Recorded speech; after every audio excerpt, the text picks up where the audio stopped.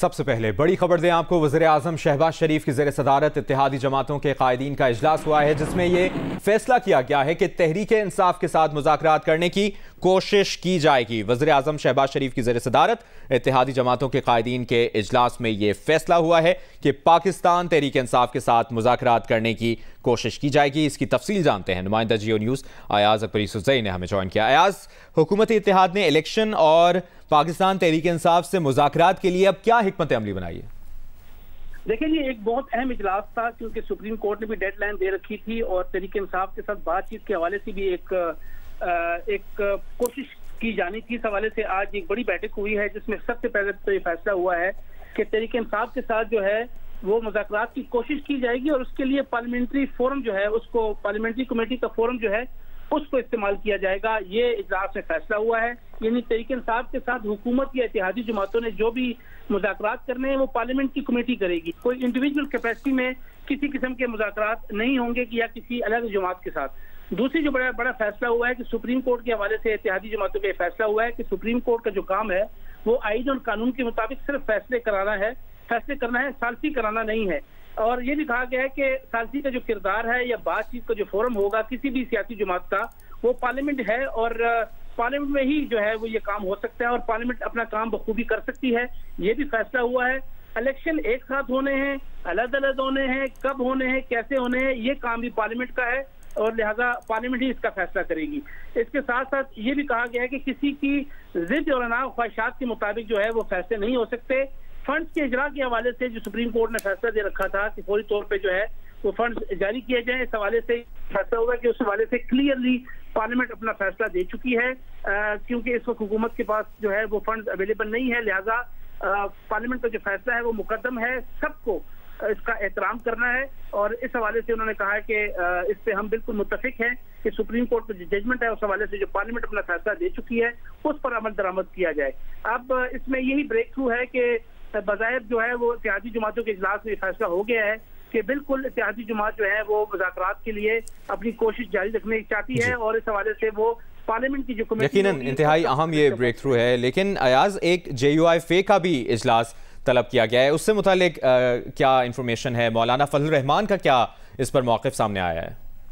देखिए जी, हमारे पास जो इतलात हैं वो क्योंकि मौलाना फजल रहमान, आसिफ अली जरदारी और दीगर जो इस वक्त हुकूमती बड़ी जमातें हैं जिसमें खालिद मकबूल सिद्दीकी, खालिद मगजी, आफ्ताब शेरपाओ, तमाम लोग जो इस प्राइम मिनिस्टर की जो कमेटी जो इजलास है उसमें मौजूद थे, इसमें तो ये फैसला हुआ है। बाकी अपनी अपनी जमातें जो हैं वो अपने तौर पे अपनी जो है वो अपना जो उनका एक पॉलिसी है या इस इलेक्शन के हवाले से वो अपना एक इजलास जारी रखेंगे। इस हवाले से JUI का भी अपना इजलास होना है, PML अपना इजलास कर रही है, पीपल्स पार्टी अपना इजलास कर चुकी है, आगे भी वो करेंगे।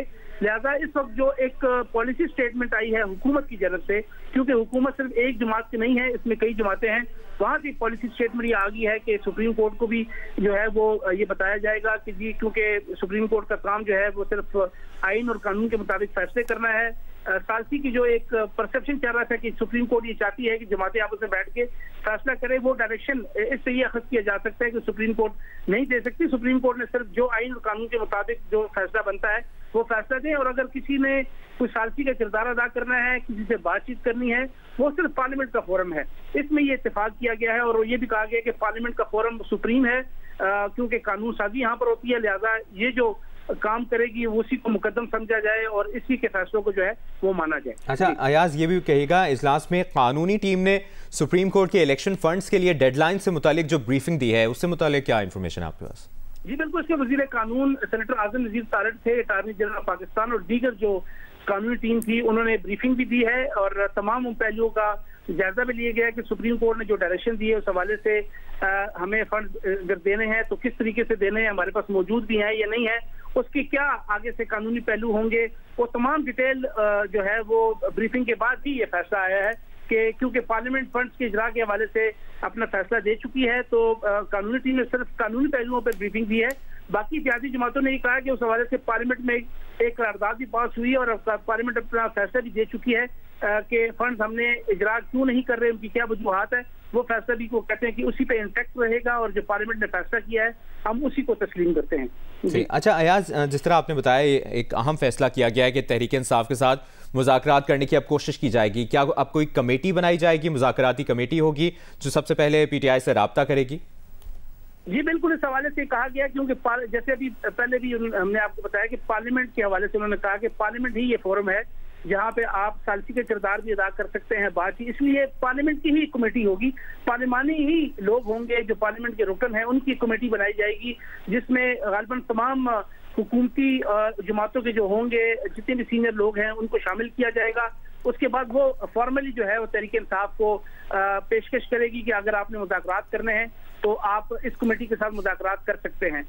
इसी में ये शर्त भी रखी गई है क्योंकि पार्लियामेंट नहीं करना है तो पार्लियामेंट्री कमेटी के रुकन ही इस सालसी किरदार के अंदर या बातचीत के अंदर या जो भी आगे तमाम जमातों ने तहरीक इंसाफ के साथ बातचीत करनी है इसी फोरम के साथ की जाएगी और उसी में ये फैसला होगा कि अगर तहरीक इंसाफ कन्विंस होती है कि इस इलेक्शन को जैसी हुकूमत चाहती है कि आगे जाएं और इस वक्त उनके पास फंड्स मसाइल हैं उनको कन्विंस करती है, अदरवाइज फिर यही कहा गया कि जो फैसला दिया गया है पार्लियामेंट के फोरम से इलेक्शन जो है वो अगर उसमें देर हो रही है तो उसकी वजूहात क्या है, वो उस हवाले से पार्लियामेंट का जो फैसला है उसको इंटैक्ट रखा गया है, उसी को कहा गया कि उसी को हम तस्लीम भी करते हैं और तमाम जितने भी इस वक्त लोग हैं इदारे हैं वो भी इसको तस्लीम करें। सही। वज़ीर-ए-आज़म शहबाज शरीफ की ज़ेर सदारत इत्तेहादी जमातों के कायदीन का इजलास हुआ है जिसमें यह अहम फैसला किया गया है कि पाकिस्तान तहरीक इंसाफ के साथ मुज़ाकरात करने की कोशिश की जाएगी। अयाज अकबर यूसुफ़ज़ई साथ ही रहेगा, हमें ज्वाइन करें वक़ार सत्ती, उनसे भी बात करेंगे। वक़ार, JUI की मरकज़ी मजलिस आमला का इजलास कुछ देर में मौलाना फजल रहमान की ज़ेर सदारत होगा, आपके पास क्या तफसील है इसकी, क्या JUI मुज़ाकरात पर आमादा हो गई है?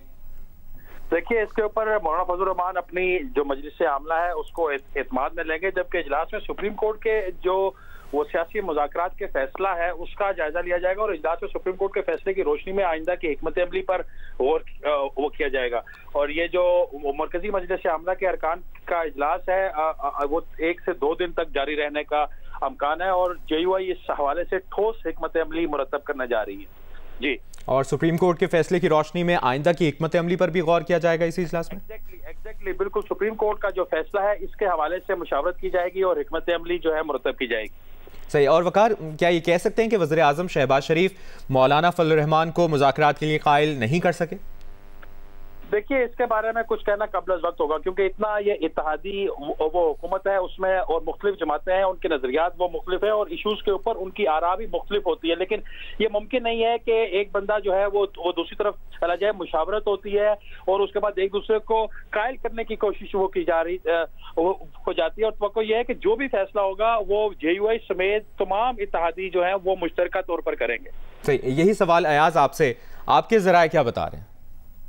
देखिए जी, जैसे कि अभी हमने आपको बताया कि इस इजलास में फैसला हुआ है कि पार्लियामेंट्री फोरम जो है उसको इस्तेमाल किया जाए क्योंकि जिस ये कोलिशन हुकूमत है इसके अंदर तमाम जमातों के जो है वो मेंबरान मौजूद है, लिहाजा अब ये जमातें अपने तय खुद भी अपनी अपनी जो है वो एक मीटिंग्स करेंगी। जैसे वकार सत्ती ने आपको बताया कि JUI भी करने जा रही है, पीपल्स पार्टी भी करेगी, बाकी जो दीगर ANP है वो भी करेंगे और तमाम फिर अपने अपने लोगों के नाम भी दे सकते हैं इस कमेटी के लिए जो उन्होंने पाकिस्तान तहरीक इंसाफ के साथ मुज़ाकरात करने हैं। तो इसीलिए अब जैसे JUI कर रही है, बाकी भी जमातें जैसे आपको बताया कि वो भी अपनी जो है वो मीटिंग्स करेंगे और अपने अपने इस इशू को, क्योंकि जैसे आपको मालूम है कि हर पार्टी का अपना एक मैनिफेस्टो है, अपनी पॉलिसी है, अपनी नजरियात हैं, तो ओवरऑल हुकूमत का तो ये एक इत्तेहादी जमातों का तो यह हुकूमत जिसको हम कहेंगे जिसमें तमाम लोग शामिल हैं, उनका ये फैसला तो आ गया कि कोशिश की जा रही है और उसके लिए पार्लियामेंट का फोरम ही इस्तेमाल होगा, पार्लिमानी कमेटी। अब पार्लिमानी कमेटी में तमाम कोलिशन गवर्नमेंट के जो लोग हैं वो शामिल होंगे।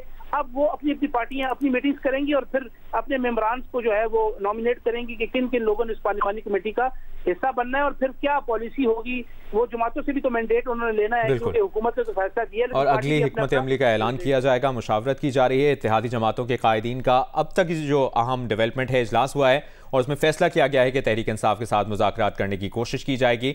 वकार सत्ती हमारे साथ मौजूद है, अयाज अकबर यूसुफ़ज़ई आप हमारे साथ मौजूद थे, आप दोनों के वक्त का शुक्रिया। और एक और अपडेट यह है कि स्पीकर कौमी असम्बली राजा परवेज अशरफ ने पीटीआई के अरकान को इजलास में शिरकत से रोक दिया है। तर्जुमान कौमी असम्बली ने कहा है कि स्पीकर कौमी असम्बली ने आईनी माहिरीन के साथ मुशावरत के बाद फैसला किया है कि तहरीक इंसाफ के मुस्ताफी अरकान इजलास में शरीक नहीं हो सकते। तर्जुमान के मुताबिक पीटीआई अरकान के इस्तीफों से मुतालिक सिंध हाई कोर्ट ने इलेक्शन कमीशन का नोटिफिकेशन मुअत्तल किया। सिंध हाई कोर्ट ने स्पीकर कौमी असम्बली के फैसले से मुतालिक कोई फैसला नहीं दिया। मुस्ताफी होने वाले अरकान अब रुकन कौमी असम्बली नहीं रहे।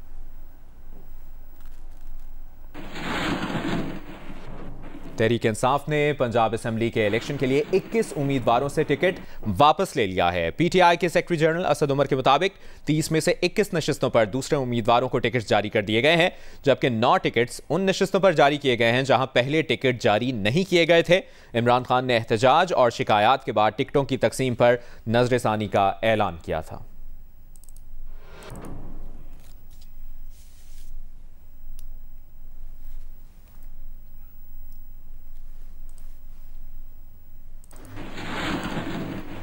आगे बढ़ते हैं, आपको बताएं army chief general Asim Munir इस वक्त चीन के दौरे पर हैं और इसी दौरान चीनी वजारत दिफा का बयान भी सामने आया है जिसमें कहा गया है कि चीन पाकिस्तानी फौज के साथ ताउन पर मजीद गहरा करने के लिए तैयार है। आर्मी चीफ ने बीजिंग नायब चेयरमैन चीनी सेंट्रल मिलिट्री कमीशन से मुलाकात की है और आपको ये बताएं कि बयान में कहा गया है कि चीनी फौज अमली ताउन मजीद गहरा करने के लिए पाकिस्तानी फौज के साथ मिलकर काम करने के लिए तैयार है। चीनी फौज इलाकाई अमन व इस्तेहकाम के तहफ़्फ़ुज़ के लिए पाकिस्तानी फौज से मिलकर काम करने को तैयार है।